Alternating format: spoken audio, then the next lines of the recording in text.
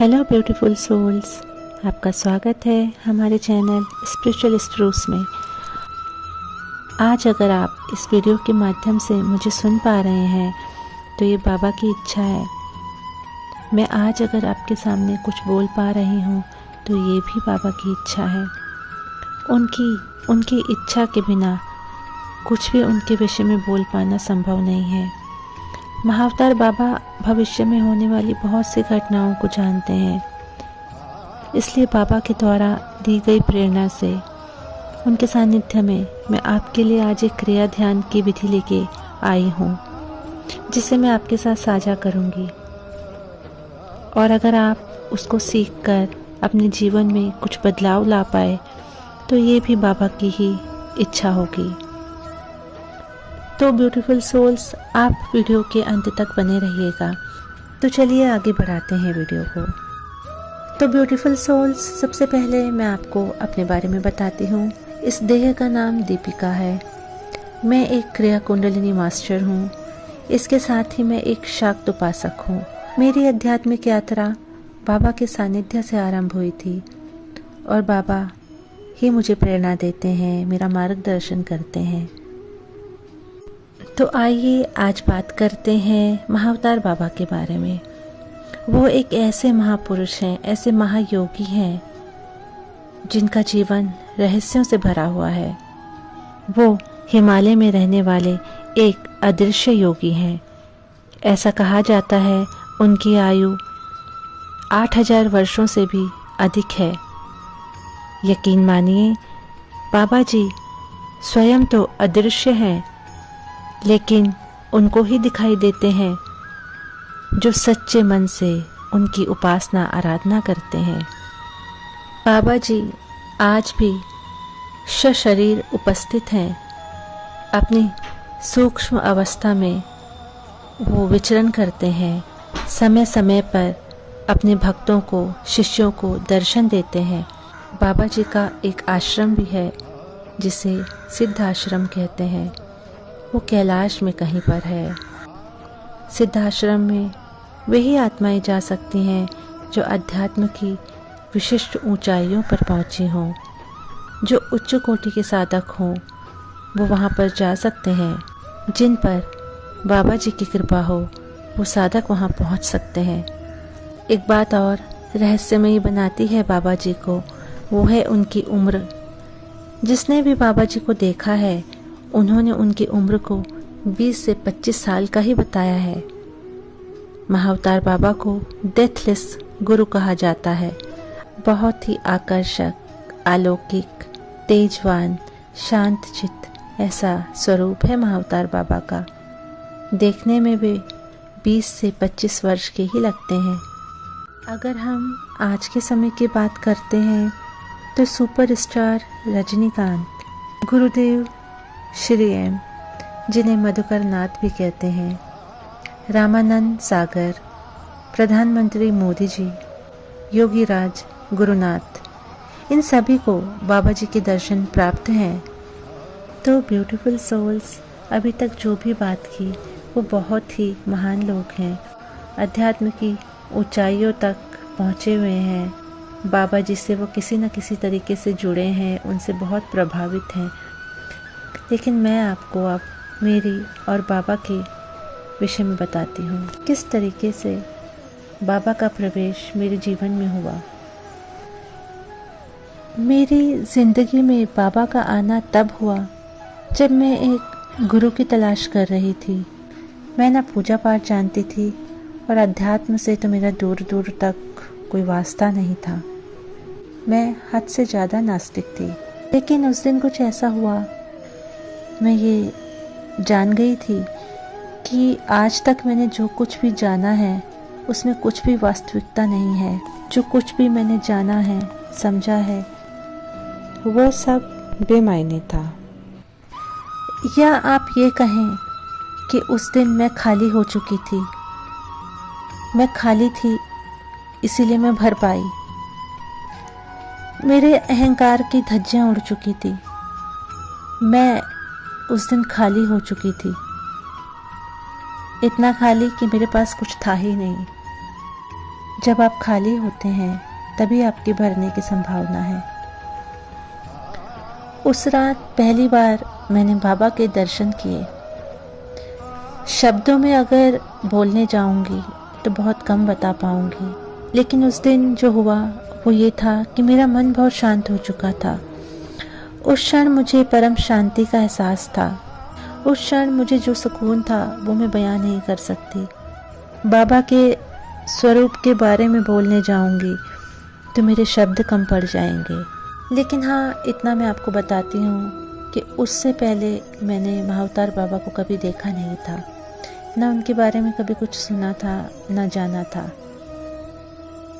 मुझे उस पल भी कुछ समझ में नहीं आया और कई महीनों तक कुछ समझ में नहीं आया। मुझे जो समझ में आ रहा था वो बस इतना था कि कोई तो है जो दीपिका तुम्हारे साथ है, तुम्हें घबराने की कोई आवश्यकता नहीं है। उस घटना के बाद मेरी सोच में बदलाव आने लगा, मेरी चेतना में बदलाव आने लगा। आप ये कह सकते हैं कि मेरी आध्यात्मिक यात्रा आरंभ हुई। बाबा ने ही मेरे लिए गुरुओं का इंतज़ाम कराया। मैं किसी संस्था से जुड़ी हुई नहीं हूँ, लेकिन बाबा ने मुझे क्रिया कुंडलिनी योग की दीक्षा दी, मुझे काली की दीक्षा दी। महाअवतार बाबा ने ही मेरी ज़िंदगी में अध्यात्म को लाया, मेरी आध्यात्मिक उन्नति में मेरी सहायता की। मेरी चेतना में एक गज़ब का विकास होना शुरू हुआ। कुछ चीज़ें मुझे कभी नहीं समझती थी, अचानक से मुझे वो सब समझ में आने लगा। तंत्र मंत्र से मेरा दूर दूर तक कोई वास्ता नहीं था, लेकिन तंत्र की चीज़ों को मैं जानने लगी। मेरी अघोर दीक्षा भी बाबा ने करवाई।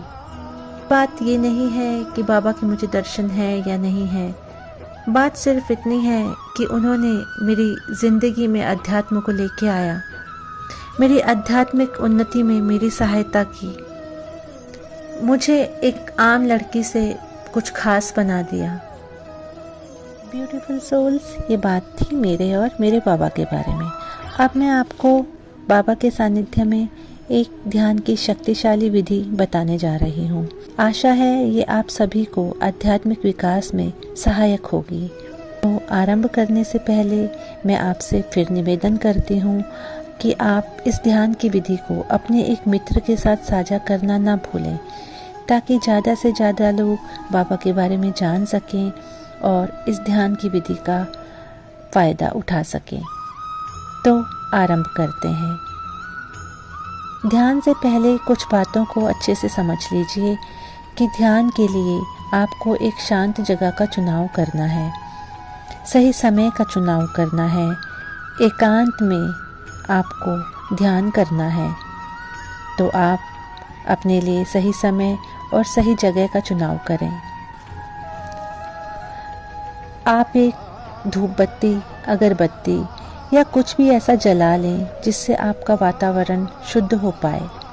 ध्यान से पहले अपने आसपास का वातावरण शुद्ध करना आवश्यक होता है। अपनी आँखों को कोमलता से बंद कर लीजिए। अपनी आँखों को कोमलता से बंद कर लीजिए। अब आप मन में बाबा का ध्यान कीजिए। अपने मन में बाबा का ध्यान कीजिए। अपने शरीर को ढीला छोड़ देना है। अपने शरीर को ढीला छोड़ देना है। अपने शरीर को ढीला छोड़ देना है। आपका शरीर पूरी तरीके से ढीला है। आपका शरीर ढीला पड़ गया है। आपके पैर ढीले पड़ गए हैं। आपके पैर ढीले पड़ गए हैं। कोई तनाव नहीं है, कोई भार नहीं है। कोई तनाव नहीं है, कोई भार नहीं है। कोई तनाव नहीं है, कोई भार नहीं है। कोई तनाव नहीं है, कोई भार नहीं है। सारे शरीर को तनाव रहित कर दीजिए। अपने चेहरे की मांसपेशियों को ढीला छोड़ दीजिए। अपने चेहरे की मांसपेशियों को ढीला छोड़ दीजिए। तनाव रहित आपका चेहरा हो गया है। तनाव रहित आपका चेहरा हो गया है। आपका चेहरा एकदम शांत हो गया है। एकदम शांत। आपका दिमाग भी शांत हो गया है, आपका चेहरा भी शांत हो गया है, आपकी सारी मांसपेशियां शिथिल हो गई हैं, ढीली पड़ गई हैं, आपके हाथ बाजू एकदम तनाव रहित हो गए हैं, शिथिल हो गए हैं। कोई दबाव नहीं, कोई तनाव नहीं। शरीर एकदम शांत, एकदम शिथिल। सब शरीर एकदम शांत, एकदम शिथिल हो गया है। सब चिंता को छोड़ दीजिए, एकदम तनाव रहित हो जाइए। अब आप धीरे धीरे अपनी सांसों पर ध्यान दें। अपनी सांसों को तनाव रहित होने दें। अपनी सांसों की तरफ ध्यान दें। सांसें बहुत धीमे धीमे चल रही हैं। आपकी सांसें धीमे धीमे चल रही हैं। सांसें धीमी हो रही हैं। सांसें धीमी हो रही हैं। सांसें धीमे धीमे चल रही हैं। कोई तनाव नहीं है, कोई तनाव नहीं है, कोई दबाव नहीं है। सांसें भी शांत हो गई हैं। सांसें भी शांत हो गई हैं। कोई तनाव नहीं। बस सांसों पर ध्यान दें। अपनी सांसों पे ध्यान दें। वो धीरे धीरे चल रही हैं। वो तनाव रहित है। सांस भी धीमी हो गई है। सब सांस धीमी हो गई है। एकदम तनाव रहित, एकदम तनाव रहित। अब आप बस सांस बन गए हैं। आप सांस रह गए हैं। सांस बहुत धीमी हो गई है। सांस बहुत धीमी हो गई है। सांस बहुत धीमी हो गई है। तनाव नहीं है, दबाव नहीं है। तनाव नहीं है, दबाव नहीं है। अब आपकी तैयारी है अंदर जाने की। मन के अंदर जाने की आपकी तैयारी है। अब धीरे धीरे आपका पूरा शरीर शिथिल हो गया है, तनाव रहित हो गया है। अब आप एकदम तनाव रहित है। सांसें भी धीमे चल रही हैं। सांसें भी धीमे चल रही हैं। अब आप अंदर जाने की तैयारी कर रहे हैं। आप मन के अंदर जाने की तैयारी कर रहे हैं। अब हम धीरे धीरे अंदर चलेंगे, अपने मन के पार चलेंगे। धीरे धीरे हम अंदर चलेंगे, मन के पार चलेंगे। अब धीरे धीरे मैं अंदर जा रहा हूँ। मैं अंदर जा रहा हूँ। मैं अंदर जा रहा हूँ। विचारों को शांत कीजिए। अपने विचारों को शांत कीजिए। सांस भी शांत हो गई है। पूरी तरीके से आपकी सांस शांत हो गई है। विचार भी शांत हो गए हैं। विचार जो चल रहे थे वो शांत हो गए हैं। विचार जो चल रहे थे वो शांत हो गए हैं। अब विचार शांत हो चुके हैं। जितने भी विचार थे सब शांत हो गए हैं। सब कुछ शांत हो गया है। शरीर एकदम शांत है। मन एकदम शांत है। विचार भी शांत है। अब ना शरीर अशांत रहा, ना आपका मन अशांत रहा, ना आपके विचार अशांत रहे। ना आपका शरीर अशांत है, ना मन अशांत है, ना विचार अशांत रहे। अब हमको अंदर जाना है। अब हम अंदर जा रहे हैं। हम अंदर जाना आरंभ करते हैं। अंदर जा रहे हैं, भीतर जा रहे हैं। हमें अपने भीतर की यात्रा को आरंभ करना है। हमें अपने अंदर की यात्रा को आरंभ करना है। अंदर की यात्रा पे हम निकल पड़े हैं। मन के भीतर जा रहे हैं। मन के भीतर जा रहे हैं। मन के भीतर जा रहे हैं। कोई विचार नहीं है, कोई शरीर नहीं है, कोई सांस नहीं है, कोई विचार नहीं है, कोई शरीर नहीं है, कोई सांस नहीं है। मैं ही हूँ बस, मैं ही हूँ बस। मन के भीतर जाना है और भीतर जाना है, भीतर जाना है। अपनी आज्ञा चक्र से होते हुए आपको अंदर जाना है आज्ञा चक्र से होते हुए आपको अंदर जाना है, अंदर जाना है आपको आज्ञा चक्र से होते हुए। अब आप अपने आप को देखिए क्या दिखता है, अपने आप को देखिए ध्यान से क्या दिखता है। ऊपर से नीचे तक अपने आप को देखिए क्या दिखता है आपको।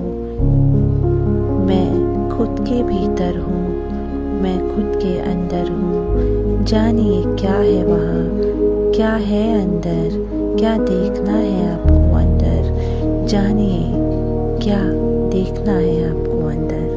अपने आप को देखिए, जानिए अपने आप को क्या है आप। मैं ही मैं हूँ वहाँ, मैं ही मैं हूँ भीतर, मैं खुद के भीतर हूँ, मैं खुद के भीतर हूँ, मैं खुद के भीतर पहुँच गया हूँ, मैं अपने अंदर हूँ। किसी प्रकार का कोई भय नहीं है, किसी प्रकार का कोई भय नहीं है, सिर्फ मैं हूँ वहाँ, मैं हूँ।